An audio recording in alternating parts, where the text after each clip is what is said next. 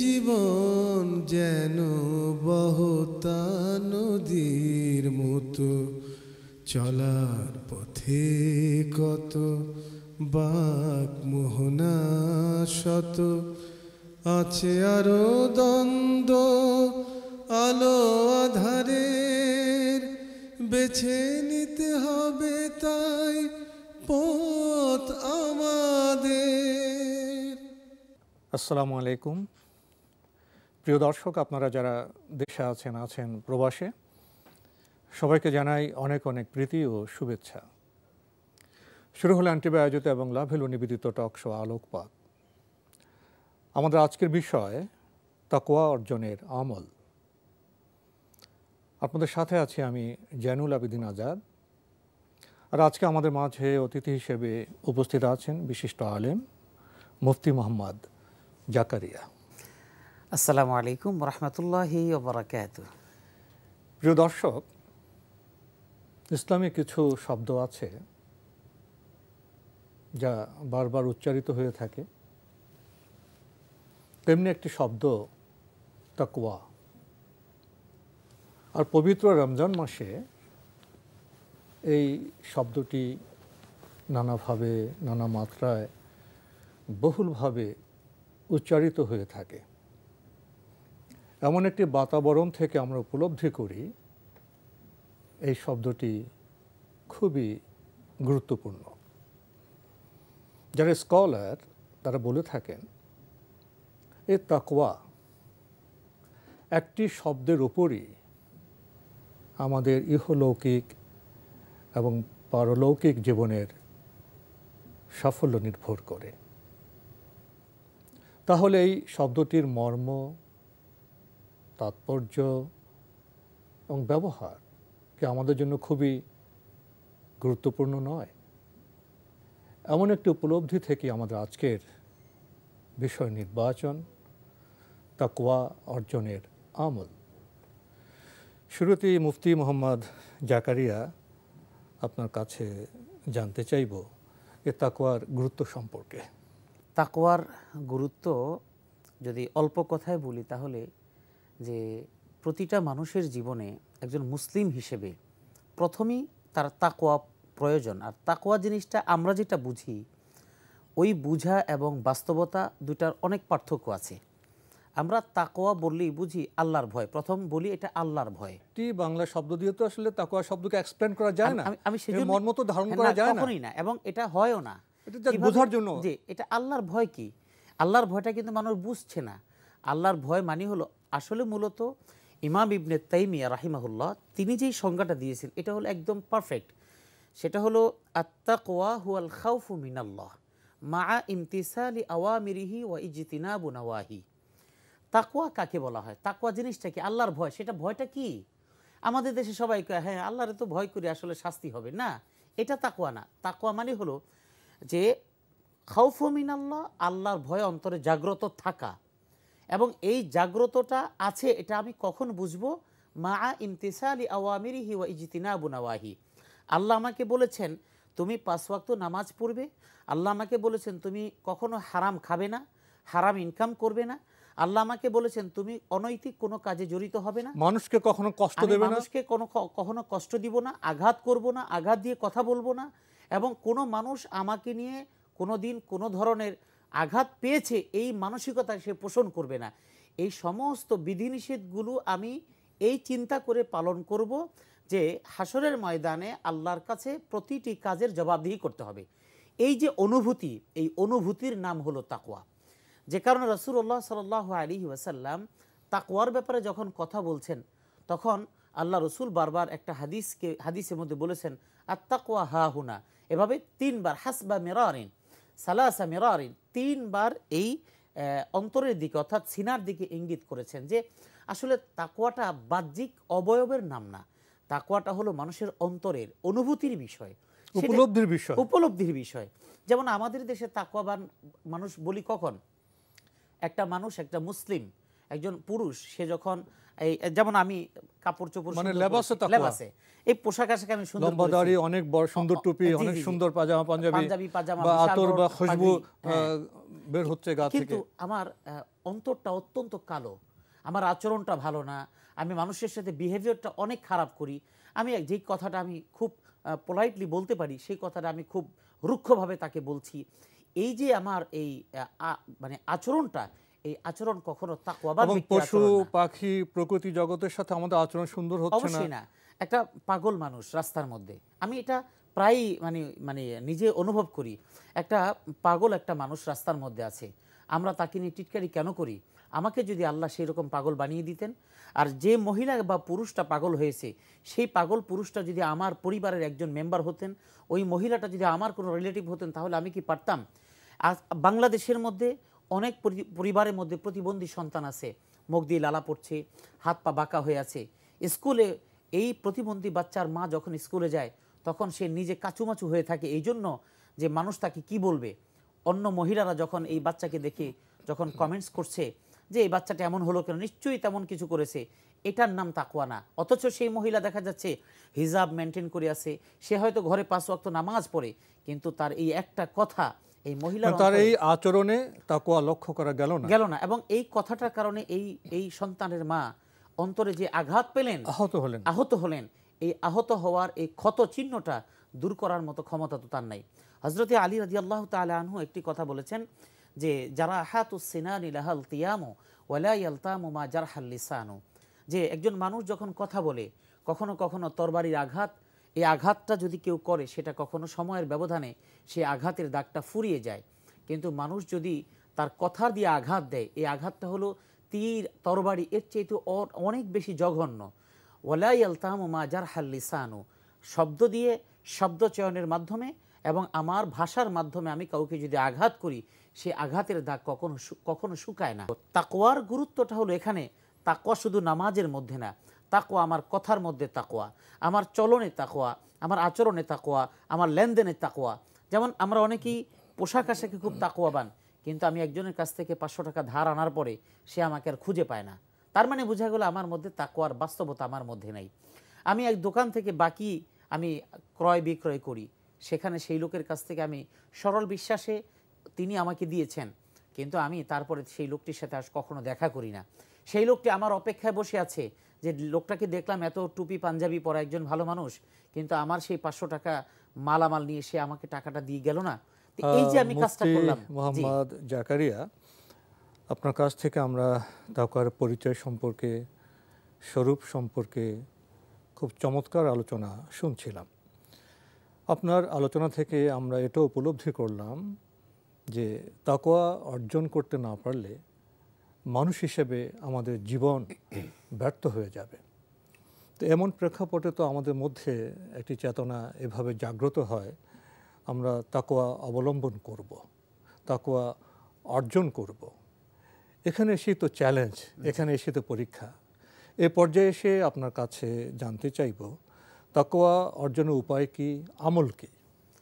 তাকওয়া অর্জনের উপায় আসলে যেমন আমাদের সমাজে আমরা যেই ইবাদত বন্দিগিগুলো করতে বলা হয়েছে, আল্লাহ পাক যেটা করেছেন, যেটা বলেছেন, এই ইবাদত বন্দিগির মধ্যে কিন্তু তাকওয়া অর্জনের মাধ্যম রয়েছে।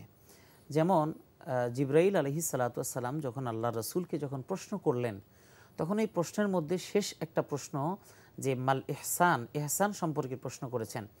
ইবাদতের অনেকগুলো স্তর পার হয়ে মানুষ একটা পর্যায়ে পৌঁছে একটা জায়গায় উন্নীত হয়। তো তাকওয়া অর্জনের মাধ্যমটা হলো, 1 নাম্বার তাকওয়া অর্জনের মাধ্যম হলো সালাত, কারণ এটা আমাদের দৈনন্দিন প্রাত্যহিক ইবাদত। এই ইবাদত করতে গেলে প্রথমে আমার অজুর প্রসঙ্গ চলে আসে। এই অজু করার ক্ষেত্রে যখন আমার আন্তরিকতা দিয়ে আমি অজু করব, এই অজুর আন্তরিকতাই আমাকে নামাজে আন্তরিকতা, এখানে পবিত্র হওয়ার জি একটা মানসিকতা, জি জি এবং প্রভুর কাছে আমি সেজদা অবনত হব, জি এটা আমার আরেকটা মনোজাগতিক বিষয়। জি এবং এটাকে কেন্দ্র করে কিন্তু আমরা যে দৈনন্দিন প্রাত্যহিক যে আমাদের প্রয়োজনগুলো সারি, আমরা পেশাব পায়খানা সহ যে সমস্ত আনুষঙ্গিক বিষয়গুলো আমরা সারি, এই কাজগুলো করার ক্ষেত্রে কিন্তু আমরা ওই তাকওয়া অর্জনের টার্গেটটা থাকে। যেমন আমরা যখন রাস্তাঘাটে চলি, যখন দূরে যাচ্ছি, তখন আমরা কিন্তু, আমি পার্সোনালি এবং আমার মতো অনেকেই, তারা খুঁজে যে এখানে আমি যখন একটু টয়লেটে যাব, সেই টয়লেটটা আমার ব্যবহার উপযুক্ত কিনা। আমি অনেক জায়গায় এমন হয় যে যেখানে হয়তো কোনো পেট্রোল পাম্পে ঢুকেছি, সেখানে একটা উপযুক্ত টয়লেট সেখানে পাওয়া যাচ্ছে না, আমি কিন্তু সেটাকে অ্যাভয়েড করে চলি। এবং ভালো উন্নত কোনো রেস্টুরেন্ট অথবা উন্নত কোনো রিসোর্টে সেখানে গিয়ে সেখানে আমি সুন্দরভাবে করার চেষ্টা করি, যে আমার পবিত্রতার সাথে নিহিত।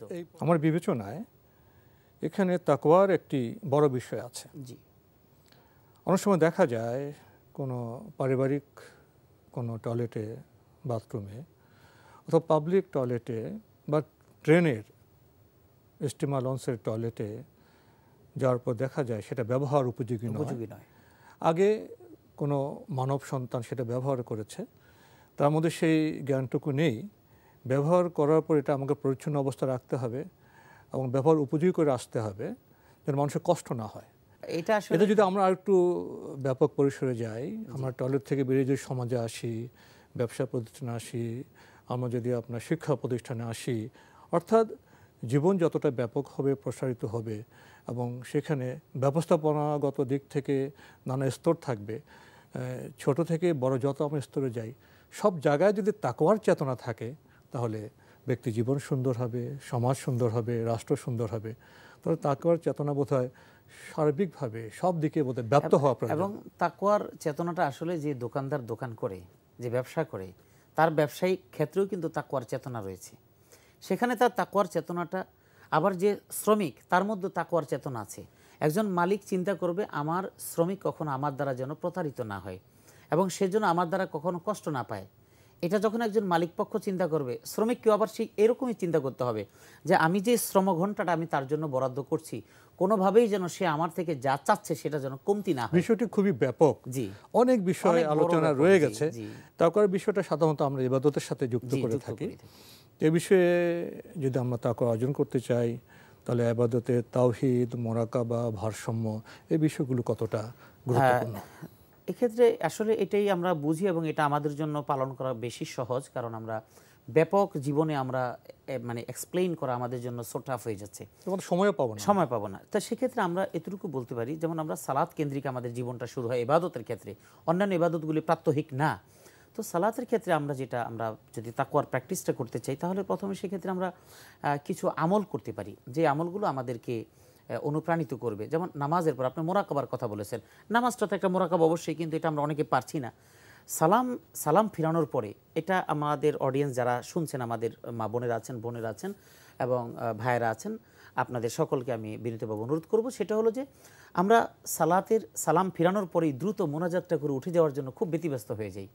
এক্ষেত্রে মোরাকাবার যে বিষয়টা, আসলে সেক্ষেত্রে আপনি কিছু সময় বসেন, সালাম ফিরানোর পরে 3 বার ইস্তিগফার আল্লাহ রাসূল পড়তেন। জিকির আজকার তো রাসূল আমাদের শিখিয়ে গেছেন। জি, আস্তাগফিরুল্লাহ আস্তাগফিরুল্লাহ আস্তাগফিরুল্লাহ, এটা 3 বার পড়েছেন। এরপরে 3 তাসবিহ, যেটা 33 বার 33 বার 33 বার, অথবা 34 বার আল্লাহু আকবার, অর্থাৎ 33 আলহামদুলিল্লাহ সুবহানাল্লাহ, 33 বার আলহামদুলিল্লাহ, 34 বার আল্লাহু আকবার। এটা সহজ, এটা করতে পারেন। এরপর আয়াতুল কুরসি, প্রতি ফরজ নামাজের পর আয়াতুল কুরসি যদি পড়া হয়, এ ব্যাপারে অসংখ্য হাদিস আছে যে লাম ইয়ামনাহু মিন দুখুলিল জান্নাতি ইল্লাল মাউত, যে এই আয়াতুল কুরসি যদি ফরজ নামাজের পরে কেউ আমল করে, তাহলে তার ইন্তেকালের পরে তার জান্নাতে যাওয়ার ক্ষেত্রে কোনো প্রতিবন্ধকতা নেই, একমাত্র মৃত্যু, অর্থাৎ মৃত্যুবরণ করলেই তার জান্নাত। তার মানে কত বড় ইফেক্টিভ একটা। এবং আয়াতুল কুরসির যে অর্থ, যে বিষয় সেখানে আছে, এটা উপলব্ধি করলে একটা মানুষ প্রকৃতির বান্দা হতে পারে।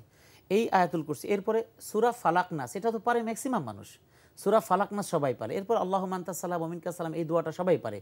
এছাড়া আরও অনেক দোয়া, সেটা হয়তো মানুষে অনেকেই পারবে না, কিন্তু এই ছোট এই আমলগুলো তো করতে পারে। এই আমলগুলো করা হয়ে গেল, এরপরে যদি তিনি চান তিনি একটু দোয়া করবেন, সেটা তিনি করতে পারেন। এরপরে আরেকটা জিনিস হলো, প্রতিদিন রাতে কিন্তু আমরা কখনো না কখনো নিজের প্রাকৃতিক প্রয়োজনে কিন্তু আমরা উঠে যাই। উঠে যাওয়ার পরে দেখা যায় কখনো ঘুম আসে না। তো সেক্ষেত্রে যখনই ঘুম আসছে না, তখন কিন্তু আমি একটু অজু করে আসতে হবে। এটি আমার ত্যাগ, এটি আমার তাকওয়া। আমি অজুটা করে এসে জানামাজটা বেশি আমি 2 রাকাত নামাজ পড়ি, তাহাজ্জুদ নামাজ পড়তে 2 রাকাত, আমি মিনিমাম স্ট্যান্ডার্ড 2 রাকাত, আমি 4, 6, 8 সেটা যাচ্ছি না, 2 রাকাত নামাজ পড়ে আমি একটু হাতটা তুলি। আমার পাশেই হয়তো আমার স্বামী ঘুমিয়ে আছে, আমার স্ত্রী ঘুমিয়ে আছে, সন্তানরা ঘুমিয়ে আছে, আমার মা বোন যারাই হোক, আমার ভাইরা যারা হোক, অর্থাৎ সবার ক্ষেত্রে বলছি, আমি 2 রাকাত সিজদায় যাই। আর ওযু করার পর যদি আমি তো আকাশের দিকে তাকিয়ে যদি আমি কালেমা শাহাদাত পড়ি, তখন আকাশের প্রভু তো তিনি আরশে আছেন। অবশ্যই এই যে একটা দর্শন, আমি বান্দা ওযু করলাম কেন, আমি সালাত আদায় রবের করব, সান্নিধ্য পাবার আমি জন্য। আকাশে তাকিয়ে যেটা জি জি সুন্নাহসম্মত আমি যে কালমা শাহাদাত পড়লাম, জি। তখন আমার মনে হয় ঊর্ধ্ব লোকের সাথে আমার একটা সম্পৃক্ততা, আত্মিক সম্পর্ক জি, হতে জি। পারে, এতে তো টাকার পথে আমাদের নিয়ে যেতে সাহায্য জি। করতে পারে। তো এখন ওই নামাজটা পড়ার পর যখন আমি হাতটা তুলবো, সেজদাতে যাব, আমি যখন সুবহান রাব্বিয়াল আলা পড়বো, আমার সেজদায় গিয়ে হাদিসের মধ্যে আসছে আকরাবু মা ইয়াকুনুল আবদু ইলা রাব্বিহি ওয়া হুয়া সাজিদ। বান্দি যখন সেজদায় অবনত থাকে, তখন সেই বান্দি আল্লাহর সবচেয়ে বেশি নিকটে থাকে, কাছে থাকে। তার মানে কি, আমি সেজদায় গিয়ে যদি আল্লাহর কাছে, এই তাহাজ্জুদে সেজদায় গিয়ে আমি মনে মনে আল্লাহর কাছে চাই, আমার চাওয়ার বস্তুটা আমি চাই, আল্লাহ আমাকে দিয়ে দিবেন। তো সেক্ষেত্রে আমরা এটা এই অ্যাভয়েড কেন করছি, আমরা আসলে বুঝি না। আপনার চমৎকার কথা, যদি আমাদের প্রিয় দর্শক ভাই বোনেরা ইবাদতে মশগুল হয়ে যান, ইবাদতে অনুপ্রাণিত হয়ে যান, আলহামদুলিল্লাহ। চমৎকার কথা। কিন্তু সেখানে কি কোনো ভারসাম্যের প্রয়োজন আছে? ভারসাম্য বলতে আমরা যেটা করি, আমরা যেদিন মন চায় সেদিন 20 রাকাত নামাজ পড়ি, আর যেদিন ভালো লাগে না 2 রাকাতও পড়ি না, এটা না। বরং রাসূলুল্লাহ সাল্লাল্লাহু আলাইহি ওয়াসাল্লাম যেটা বলেছেন যে ইবাদত, কোন ইবাদতটা সবচাইতে উত্তম, সেটা হলো মাদামা ওয়া ইন কাল্লা, কন্টিনিউ প্রসেস, কিন্তু সেটা খুব কম। সেটা হলো আপনি কিছু পারেন না নফল, আপনি অন্ততপক্ষে 5 ওয়াক্ত ফরজ নামাজটা আদায় করেন।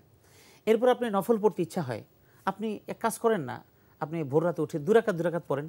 একদিন ভাল লাগলো না, আপনি ছেড়ে দেন। এই অল্প অল্প করেন, কিন্তু দেখা গেল আমাদের সমাজে যেটা, যেদিন মন চায় সেদিন 8 রাকাত 12 রাকাত পড়লাম, আরেকদিন পড়লাম না। আমি একটা উপমা দিই, একটা পাথরের মধ্যে যদি কোনো মানুষ যদি একটা বদনা থেকে বা একটা যে কোনো পাত্র থেকে ফোঁটায় ফোঁটায় পানি ফেলতে থাকে, ফোঁটা ফোঁটা করে, ওই পাথরের মধ্যেও কিন্তু দাগ পড়ে যাবে। কিন্তু ওই এক বদনা পানি অনেক দিন পর্যন্ত যদি ফোঁটা ফোঁটা করে ঢালে বা অনেক পানি ঢালে, তাহলে যেমন দাগ পড়ে, কিন্তু ওই পরিমাণ না, তার চেয়ে বেশি পরিমাণ পানি যদি একদিনে পাথরের উপর ঢেলে দেয়, পাথর লাগবে না, মাটিতেও ঢেলে দেয়, সেখানে কিন্তু কোনো দাগ হয় না। তো ঠিক যেমন এখানে একটা কন্টিনিউটি, একটা ধারাবাহিকতা থাকতে হবে। ধারাবাহিকতা। এখানে আরেকটি বিষয় আপনার সামনে পেশ করতে চাই, ইবাদতের ভারসাম্য প্রসঙ্গ। দেখা যায় অনেকে হঠাৎ করে খুব অধ্যাত্মবাদী হয়ে যান, জি খুব ধর্মমনস্ক হয়ে যান, সংসারের প্রতি খেয়াল নেই, সন্তান সন্ততির প্রতি নিজের খেয়াল জীবনের নেই, প্রতিও খেয়াল নেই। অথচ জীবন আমাকে জৈবিকতা দিয়েছে, জি জীবন আমাকে অধ্যাত্মবাদ দিয়েছে, জীবন আমাকে পরিবার দিয়েছে, সমাজ দিয়েছে, রাষ্ট্র দিয়েছে, বিশ্ব দিয়েছে। সামর্থ্য অনুযায়ী তো এই বিভিন্ন বিচিত্র সম্পর্ক সত্য তো আমাকে বান্দা হিসেবে বজায় অবদান রাখতে রাখতে হবে। তাহলে এই সব ক্ষেত্রে ভারসাম্য রক্ষার বিষয়টি কতটা গুরুত্বপূর্ণ? আসলে মানুষের জীবনটা, যে আপনি যে স্ত্রী নিয়ে সংসার করছেন, আমি করছি, এই যে স্বামী, সংসার, সন্তান, সব কিছু মিলিয়ে এই সংসার জীবনের মধ্যেও তাকওয়া আছে। অর্থাৎ এই কাজটা পরিপূর্ণভাবে আদায় করবে এবং তার পাশে মহান রবের কাছে সান্নিধ্যে নামাজ প্রাপ্তির জন্য- ইবাদত, জি, পরিবারের সদস্যদের রিজিকের জন্য যে কষ্ট করে, সেটা কি ইবাদত নয়? অবশ্যই। সমাজের কল্যাণ করা, জীববৈচিত্র্যের কল্যাণ করা, প্রকৃতিকে সেবা করা, সেগুলি কি ইবাদত নয়? আমার এক বোন যখন তার বাচ্চার জন্য রান্না করছেন, সে যখন তার বাচ্চাকে ঘুম থেকে তুলে বসিয়ে খাওয়াচ্ছেন, অথবা বাচ্চাটি স্কুলে চলে যাবে, সে যখন রান্না করে তাড়াহুড়া করে তার জন্য টিফিনটা তৈরি করে দিচ্ছেন, এটা কি এই সন্তানের পরিপূর্ণ খিদমত বা মানব কল্যাণে, জি, মানব কল্যাণের জন্য কাজ বিজ্ঞান করছেন? চর্চা, মানব কল্যাণে প্রকৃতি চর্চা, মানব কল্যাণে শিল্প চর্চা, আল্লাহর সন্তুষ্টির জন্য, সেগুলি কি ইবাদত হবে না? অবশ্যই। আরেকটি বিষয়, একবার শেষ যে বিষয়টি, ইবাদতে ইখলাস বা খুলুসিয়াত কতটা গুরুত্বপূর্ণ তাকওয়া অর্জনের জন্য? এটা তো না হলে হবেই না। এটার উপরেই যদি একটা আলোচনা দেন, তাহলে ওই একটা পর্বে এই আলোচনায় চলে যাবে ইখলাস, যে জিনিসটা খুলুসিয়াত, আন্তরিকতা, একাগ্রতা। এবং একাগ্রতাকে আমরা বুঝি, অর্থাৎ এটার মধ্যে আমার অন্য কোনো চিন্তা থাকবে না। কিন্তু এটার সাথে আমি যেহেতু সময় কম, এক কথায় বলি, একাগ্রতার সাথে আমার ইখলাসটা তখনই পরিপূর্ণ হবে, আমার পরিপূর্ণ আন্তরিকতা, পরিপূর্ণ মানে একেবারে আমার কনসেন্ট্রেশনটা ওখানেই আমাকে রেখে দেওয়া, সেই সাথে এই সব কিছুর টার্গেট আল্লাহর সন্তুষ্টি অর্জন, পৃথিবীর কোনো কিছু প্রাপ্তি না, তখন এটা হবে ইখলাস। তো আপনার তো আরও অনেক কথা ছিল, আমাদেরও শোনার ইচ্ছে ছিল, কিন্তু সময় বারণ করছে। আজকে এখানে থেমে যেতে হচ্ছে। মুফতি মোহাম্মদ জাকারিয়া, আপনি কষ্ট করে আমাদের স্টুডিওতে এসেছেন, সময় দিয়েছেন, সেজন্য আপনাকে অনেক ধন্যবাদ। আপনাকে অনেক ধন্যবাদ, এবং দর্শক যারা আছেন, যারা দেখেছেন, যারা আমাদের সাথে ছিলেন, আপনাদেরকে অনেক অনেক ধন্যবাদ। প্রিয় দর্শক, আমরা এতক্ষণ দেখছিলাম এনটিভি আয়োজিত এবং লাভ হলো নিবেদিত টক শো আলোকপাত।